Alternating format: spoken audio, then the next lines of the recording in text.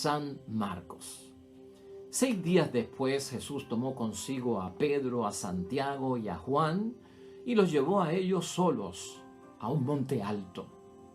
A la vista de ellos su aspecto cambió completamente.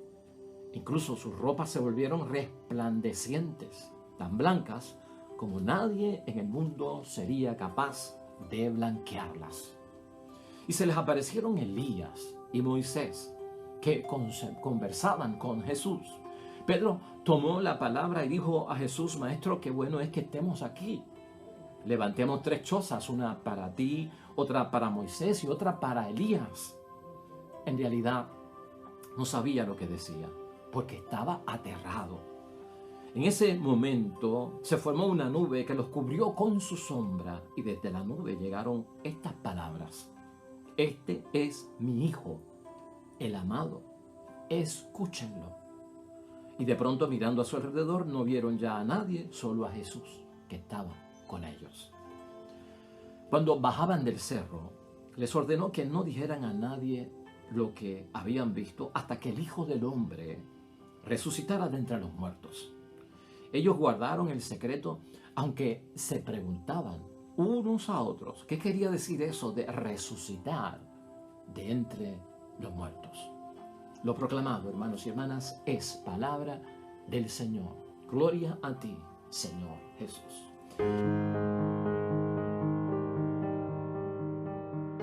Ya hoy es domingo, día del Señor. Estamos en el segundo domingo del tiempo de Cuaresma en nuestro calendario litúrgico. Tiempo que es de bendición para todos nosotros. Hoy estaremos hablando acerca de la transfiguración de nuestro Señor Jesucristo y el significado que esto tiene para la vida de unos discípulos al escuchar la terrible noticia de que Jesús tendrá que morir, de que Jesús tendrá que enfrentar una pasión, de que Jesús tendrá que admitir que ha habido algo que no salió bien y terminará muriendo. Esto desconcertó a los discípulos, hermanos y hermanas, bajó sus ánimos, los confundió y no sabían dónde estaban. Cristo tiene que hacer algo para que ellos entiendan el propósito que está detrás de todo eso. Eso está en el Evangelio de San Mateo, capítulo 9, versículos 2 al 10. Y estaremos viendo el significado que tiene para nosotros. Porque también nosotros hemos tenido situaciones donde nosotros creemos, hermanos y hermanas, en la supuesta victoria o en el supuesto triunfo del mal sobre el bien. Y eso está envuelto ahí. La primera lectura también, que es del libro de Génesis, en el capítulo 22, aquella solicitud por parte de Dios del cielo a Abraham de sacrificar la promesa de Dios cumplida en su vida en su hijo Isaac y entregárselo en un sacrificio como si fuera una oveja degollado. Hermanos y hermanas, ¿qué es esto y de dónde sale todo esto? ¿Qué significado tiene para nosotros esa petición por parte de Dios a Abraham de sacrificar aquello que le había dado como un regalo? Y la segunda lectura no se queda atrás, hermanos y hermanas. Vamos a enfocarnos también en Romanos capítulo 8, versículo 31 al 34, donde Pablo asegura, hermanos y hermanas, que nosotros contamos con la fuerza de Dios y nada puede estar contra nosotros. Pero ¿de qué se trata eso de que nada puede estar contra nosotros? Hoy lo vamos a identificar. Así que tenemos un evangelio, hermanos y hermanas, cuya idea fuerza entiendo yo que la podríamos concentrar en esto: transfigurarnos del mero saber quién es Dios y transformarnos en esa transfiguración hacia el creer en Dios. Una cosa es saber quién es Dios y otra cosa es creer en Dios. Y en la Cuaresma, en nuestro ejercicio espiritual, tenemos que estar buscando el creer en Dios, no solamente conocerlo, sino creer es un paso un poquito más allá. Acuérdate que estamos en el espíritu de ¿qué? Pues en el espíritu de reorientar nuestra vida, repensar nuestra vida, aprovechando estos 40 días que hemos determinado que son un retiro para nosotros, para verdaderamente buscar esa conversión, estar en ese arrepentimiento, transformar nuestras vidas y abrazar la palabra de Dios que tanta ayuda nos da. Así que esto es lo que vamos a estar viendo en el día de hoy. La transfiguración de nuestro Señor Jesucristo ciertamente es una anticipación de la resurrección y también es una forma de Cristo manifestar su majestad, su gloria, su poder y su divinidad, para que en aquel momento en que había presentado a los discípulos la realidad de que tenía que enfrentar la muerte con una pasión dolorosa, hermanos y hermanas, que les había bajado el ánimo y los había dejado totalmente confundidos, pudieran tener y recuperar la fortaleza, que de hecho nosotros lo necesitamos en nuestra vida. Pero antes de bajar al Evangelio, vamos a comenzar por la primera lectura para ver todo lo que queremos enfocar hoy, partiendo de nuestra idea fuerza, que es que este tiempo saludable de la cuaresma, en el ejercicio cuaresmal que estamos haciendo, hoy nos pide Dios que nos transfiguremos de aquel saber acerca de Dios y sus cosas y poder creer en Dios y sus cosas. Ese paso, ese brinco es a lo que nos llama hoy ya el segundo domingo del tiempo de Cuaresma. En el caso de Abraham, hermanos y hermanas, esta prueba de sacrificarle a Dios al hijo que le ha dado y que vino como parte de una promesa en la persona de Isaac, que iba a ser su descendiente y se iba a multiplicar todo lo que era la generación que venía en origen de parte de él. En Abraham, hermanos y hermanas, esto es una prueba decisiva. Esto es una prueba decisiva como cualquier prueba que Dios ponga en nuestro camino o que Dios permita en nuestro camino. Vamos a enfocarlo desde ese punto de vista. Cualquier prueba o prueba de fuego que sea decisiva para nosotros. Y en una prueba decisiva, hermanos y hermanas, pueden pasar dos cosas. Una prueba decisiva, sea la que sea, que nos pase a nosotros, con nuestros hijos, con nuestra esposa, con nuestro matrimonio, con la familia o con alguien. Pueden pasar dos cosas cuando tú identificas, wow, estoy ante una prueba de fuego o estoy ante una prueba decisiva.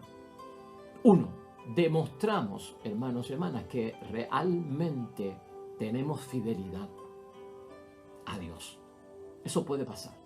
Permanecemos fuertes, sólidos, la enfrentamos, la experimentamos, la confrontamos y la vencemos en el nombre de Dios. Esa puede ser una de las alternativas, porque la aceptamos con fidelidad delante de Dios. O en segundo lugar, puede estar la opción, hermanos y hermanas, donde hay una forma de enfrentarlo vacilantemente, ¿no? Como vacilando quiere decir, pues, con inseguridad o con seguridad. Vacilamos ante ella. Y eso nos llevaría, en una forma vacilante, al enfrentarla, a buscar una puerta de escape y a salvar las apariencias. Nada más. Eso sería todo. Salvar mi apariencia y buscar una forma de escapar de ella y no aceptar esa prueba. Así que nosotros ya sabemos por dónde viene esto. Lo que se nos está pidiendo ante la prueba decisiva de la vida, sea como sea, es enfrentarla en fidelidad y con un espíritu de fidelidad. Abraham, hermanos y hermanas, enfrentado en esta ocasión por un Dios que le pide que sacrifique a su hijo. ¿Esto cómo lo vamos a entender nosotros en el tiempo de Cuaresma y para nuestro ejercicio espiritual? Es lo que hemos dicho ahorita. O sea, ¿cómo es posible que Dios le quiera quitar lo que Él mismo le había dado ya y era la felicidad de Abraham y de Sara, su hijo? ¿Cómo es posible que Dios le pida que sacrifique, que mate a su propio hijo? Dios le quita lo que había dado. A veces eso pensamos nosotros en la vida, ¿no? Que Dios nos está quitando lo que nos había dado. A Dios me dio salud y ahora me la quita y me da enfermedad. Hoy le dio vida a mi tío y ahora se la quita y le da muerte. Hoy le dio paz a aquel y ahora está intranquilo. Ese tipo de actitud, hermanos y hermanas, Dios le quita lo que le había dado. Aquí hay un doble sacrificio cuando nosotros examinamos la vida de Abraham, hermanos y hermanas, porque está el sacrificio de Isaac, que es el hijo de la promesa, Y está la misma promesa que había envuelta aquí, que aquí pues está en prueba no solamente Isaac, sino Abraham. Porque Dios le había dicho a Abraham, yo te voy a dar descendencia. Y tú serás el padre de estas generaciones, tú serás el padre de las multitudes, el padre Abraham. O sea, si me llevas al hijo y sacrifico al hijo, se fue ajuste la promesa, se fue ajuste hasta mi hijo. O sea, Dios como que estaba quitándole todo, hermanos y hermanas, a Abraham. Por lo tanto, hay un doble sacrificio, el de Isaac y el de Abraham. Abraham tuvo que haber pensado en algún momento, hermanos y hermanas, ¿qué pasó con la promesa de que Abraham sería padre de multitudes? Por lo tanto, pregúntate cuando leas esta parte de Génesis 22, ¿cuál era la prueba realmente? La prueba aquí, cuando nosotros la examinamos, hermanos y hermanas, es provocar un cambio en Abraham para que cumpla su misión. Eso es lo que está encerrado dentro de todo esto. Esa prueba de sacrificar a su hijo y sacrificar la promesa. Ahí Dios lo que está midiendo, hermanos y hermanas, es no solamente la fidelidad de parte de Abraham, sino provocar un cambio, una transformación, una transfiguración en Abraham para que pueda cumplir su misión. ¿En qué? Pues, hermanos y hermanas, que tenga entrega, que tenga obediencia, que sea leal, que sea fiel y que tenga un compromiso, hermanos y hermanas, decisivo en su vida. Porque lo que viene es grande para Abraham. Dios no le puede pedir, hermanos y hermanas, a Abraham un sacrificio que al fin y al cabo es un crimen. ¿Te habías dado cuenta de eso? Porque eso es asesinar a un hijo. Ponlo a pensar, o sea, esto es un disparate. Por eso es que tienes que entender la palabra de Dios. Porque si tú estás creyendo que Dios le pidió a Abraham realmente que sacrificara a su hijo, lo que lo estaba envolviendo era en un asesinato, en un homicidio, en un crimen. ¿Y puede Dios pedir eso, hermanos y hermanas, dentro de lo que nosotros conocemos que es Dios? Es imposible. ¿Qué pasa? Es que Abraham vivía en tierra de paganos, hermanos y hermanas. Abraham vivía con los cananeos. Y los cananeos, como paganos, hacían eso, sacrificaban niños.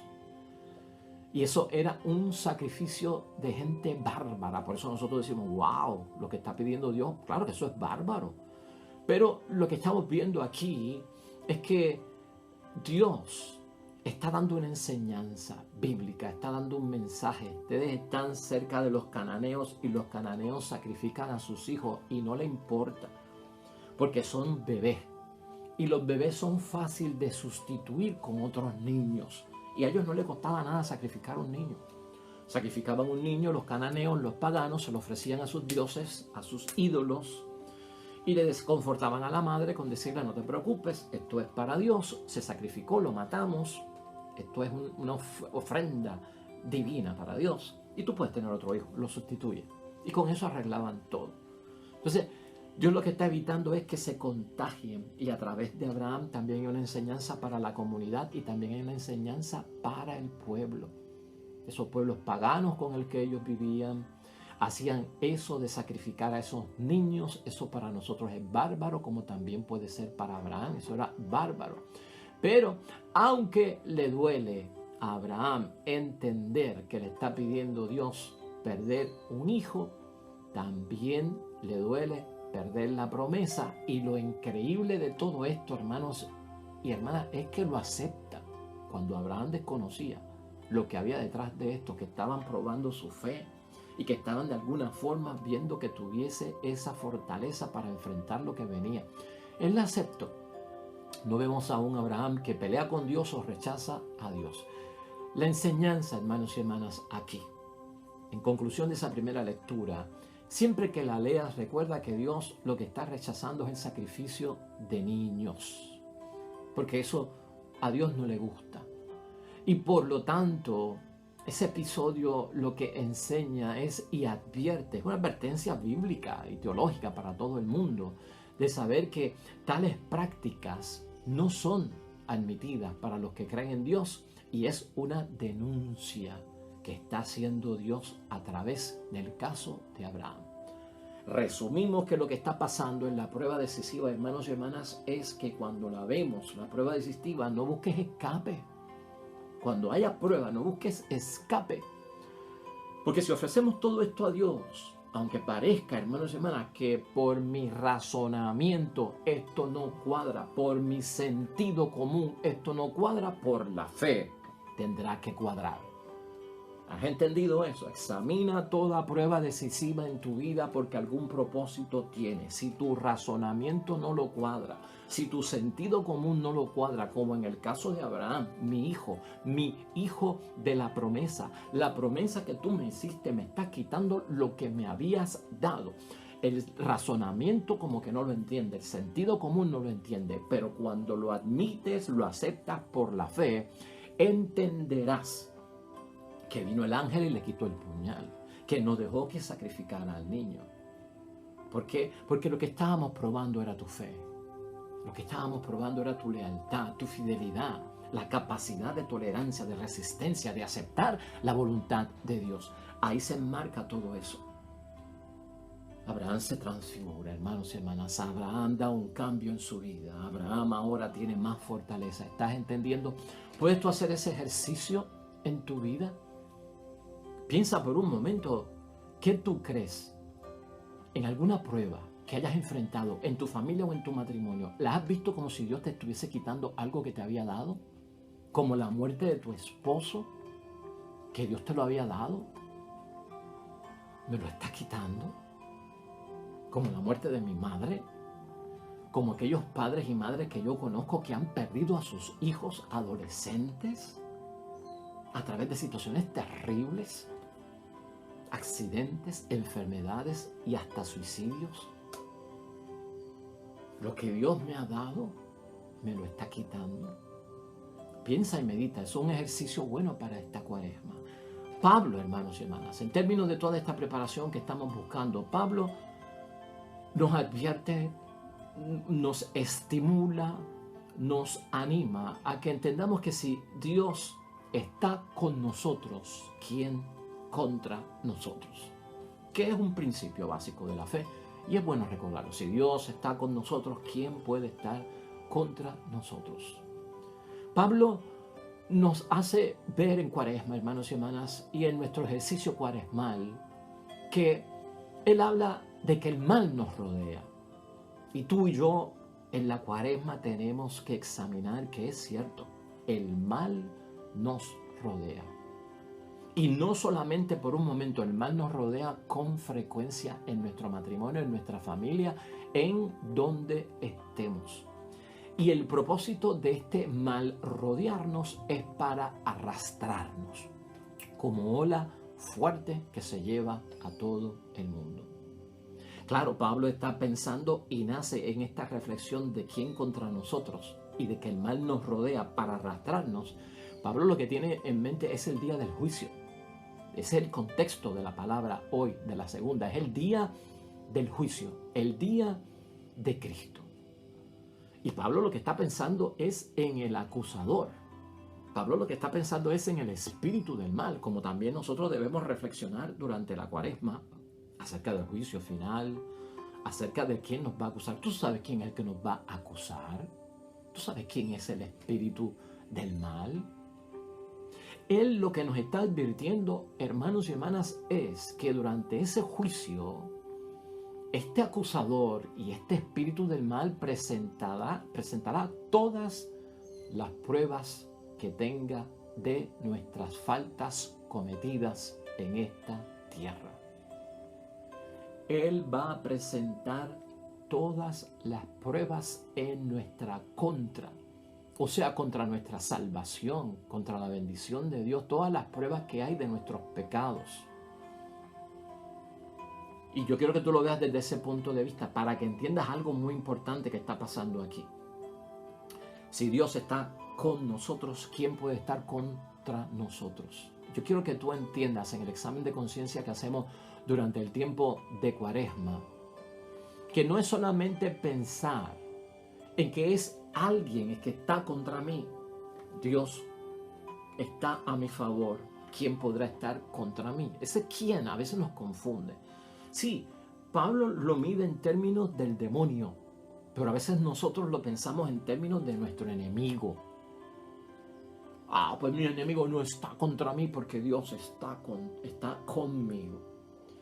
En esta cuaresma, hermanos y hermanas, en este ejercicio cuaresmal que estamos haciendo, yo quiero que tú pienses que si Dios está con nosotros, ¿quién puede estar contra nosotros? Lo que Pablo está diciendo es: ¿qué obra mala que tú hayas hecho podrá estar contra ti?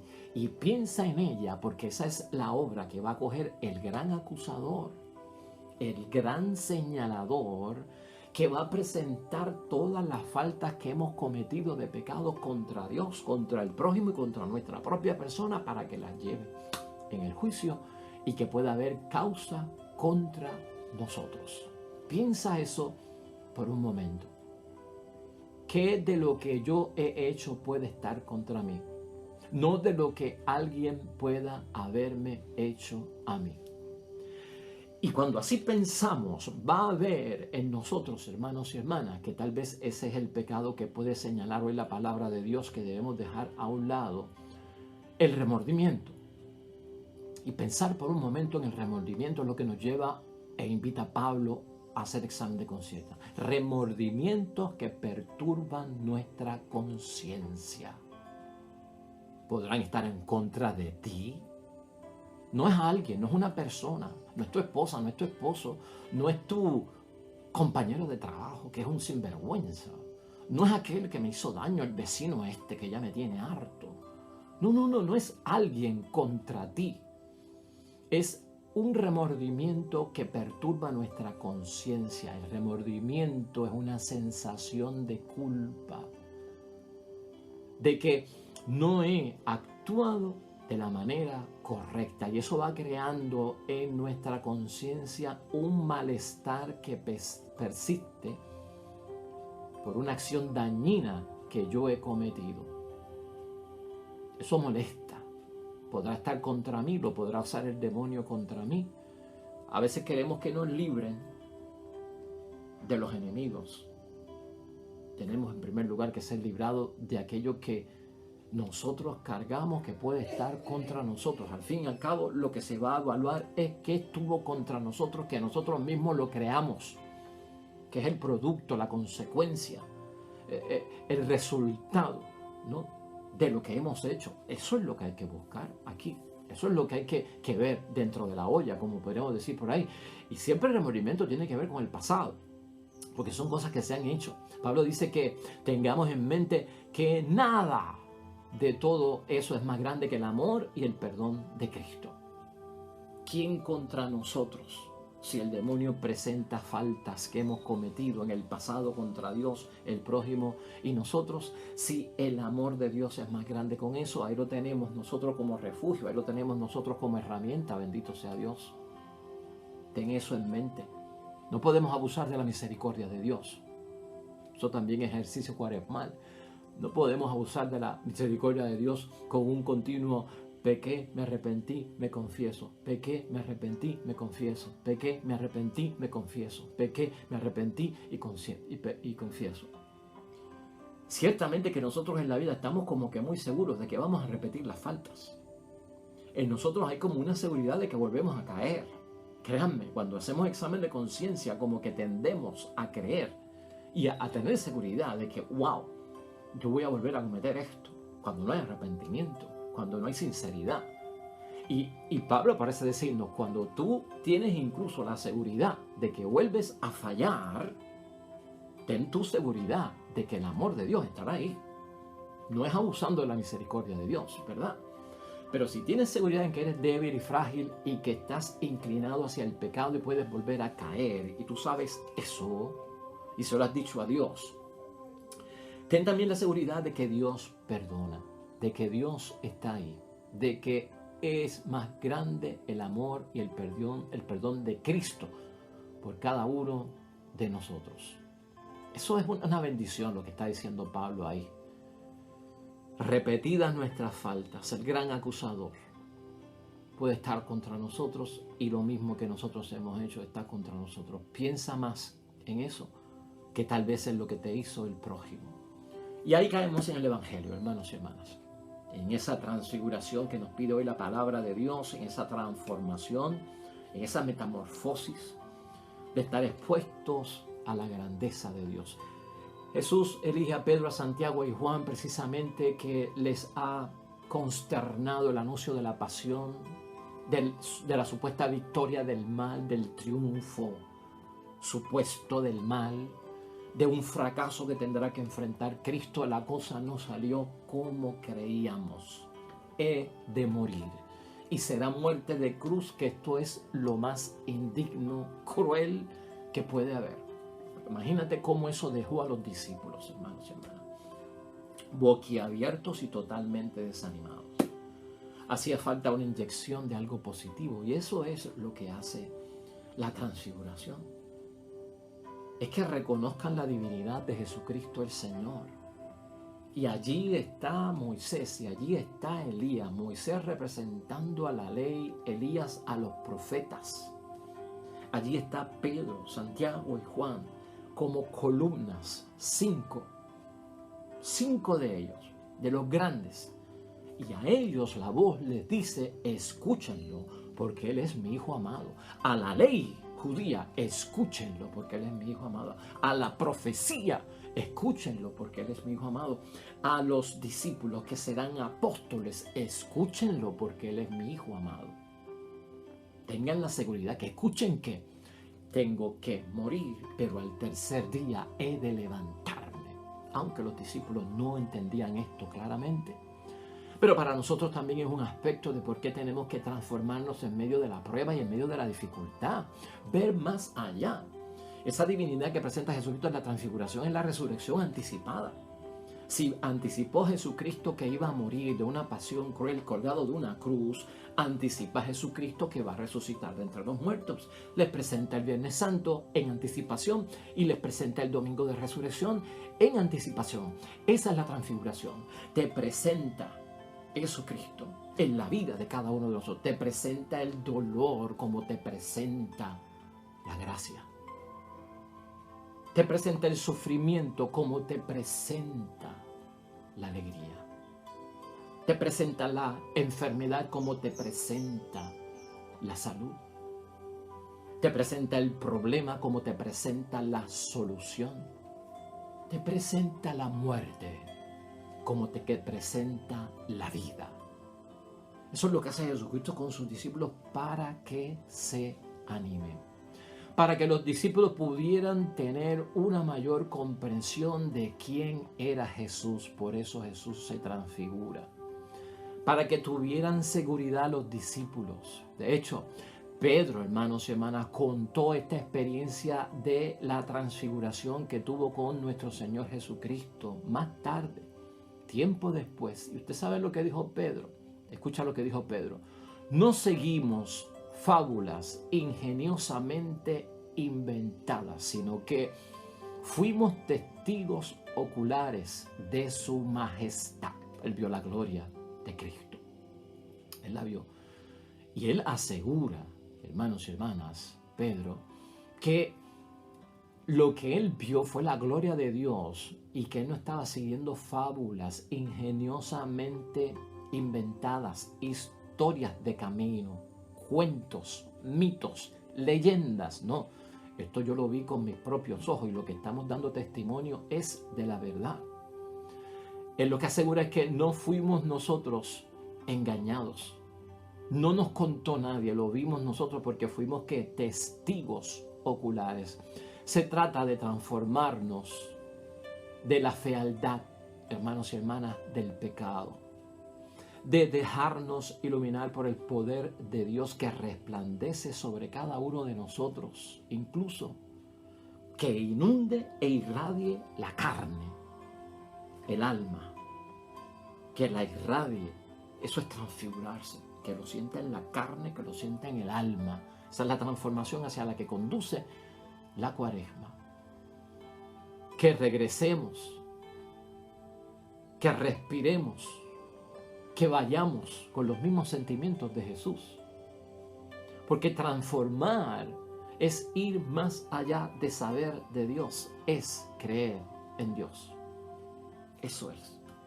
Y ciertamente que aquella experiencia fue tan y tan bonita para Pedro que como que se le olvidó la pasión, se le olvidó que había que ir a Jerusalén y enfrentar todo aquello. Hagamos 3 chozas, una para ti, una para Moisés y otra para Elías, y nos quedamos en esta gloria y en este esplendor y nos enfrentaremos al sufrimiento. Eso no es vida cristiana, porque lo hemos dicho aquí, la fe no es un recurso y una herramienta para vivir mejor en el mundo, para disfrutar el mundo. La fe es una herramienta, y es un instrumento y es un medio, hermanos y hermanas, para enfrentar la vida en la forma que se alterna, en lo bueno y en lo malo, enfrentarlo, en el gozo, en el dolor, en la muerte y en la vida. Terminamos con esto. Envuelto está el razonamiento, envuelto está el sentido común, envuelto está en la fe, y así es que nosotros verificamos la palabra de Dios también en su interpretación. El razonamiento nos dice, hermanos y hermanas, que la vida es cruel, y eso es real, y nos dice eso el razonamiento. El sentido común en muchos momentos también nos dice y concluye que las profecías tienden a desconcertarnos. Ciertamente que sí. Y la fe siempre nos asegura que Dios es Dios, pase lo que pase. Por eso necesitamos transfigurarnos en esta cuaresma. Un nuevo sentimiento, una nueva actitud, una nueva cara, un nuevo ánimo, una nueva forma de pensar, de ver las cosas, de escucharlas, de hablar, de entender la vida a Cristo. Es creer en Dios, no es saber de Dios. Oremos.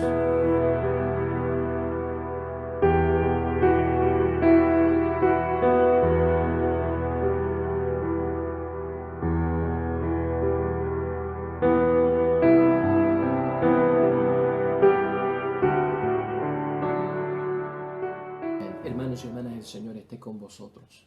Bendición de Dios Todopoderoso, Padre, Hijo y Espíritu Santo, descienda sobre ustedes y permanezca para siempre. Regresamos mañana, nuevo evangelio y meditación de la palabra de Dios. Todo cuanto hagas hoy junto a los tuyos para la gloria y la honra de nuestro único Dios, hermano y hermana, te va a ir bonito en el nombre de Dios y más todavía bendecido.